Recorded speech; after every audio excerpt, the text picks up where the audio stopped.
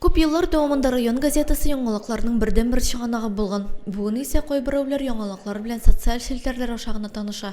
Шуңа карамастан, Авыл утлары газетасы 1931 елдан бирле мәгълүмат сагында. Газетаны отнага бер тапкыр калдыру хисабына без бәяләрне саклап кала алдык дип әйтергә кирәк. Ягъни бәяләр күтәрелмәде һәм икенче ярты еллыкта 2023 елның икенче ярты еллыгына язылу бәясе дә безнең беренче ярты еллык дәрәҗәсендә калды 890 сум. Мәсәлән, Авыл утларына язылу һәм бераз гына кимрәк сельский ягънига язылу. Менә шу 10 көнлеген бу ярты еллыкта әле без тагын бер тапкыр үткәрбез дип өметләнәбез. Бер газетаны бастырып чыгару өчен Авыл утлары корреспондентлары атнага 40-ка якын материал әзерләргә тиеш. Район газетасы 12 битле булып басыла. Моннан тыш 8 битле атна вакыйгалары кушымтасы да килә.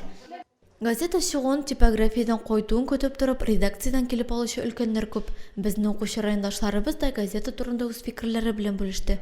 Авыл утлары инде безнең өстендәге бердән-бер гәҗит, шуңа күрә аңа язылмый, аны өйгә китермәй мөмкин түгел. Мәгълүмат туплар өчен чыганаклар бик күп. Интернет челтәрләрендә без барлык яңалыкларны тиз арада беләбез, ләкин гәҗиттә инде өстендә яшәүче гаиләләр турында язмалар, законнар, юридик мәгълүматлар шулай бастырылып чыга. Авыл утлары газетаны без язылабыз, бик яратып укыйбыз. Гаиләбездә бик күп мәгълүмат алабыз. Шуңа күрә язылыгыз. Мин Авыл утлары газеталарын яздырам. Һәр елны яратып укыйбыз бөтен гаилә белән. Аеруча скамворд шишергә яратабыз.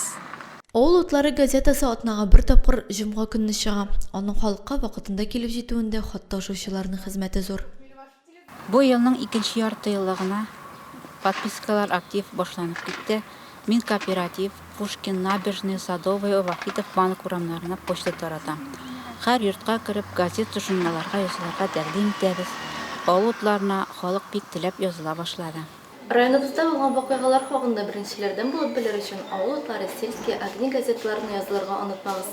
Рамиля Сәләмова, Динар Нурытдинов, Муслим телевидениесе.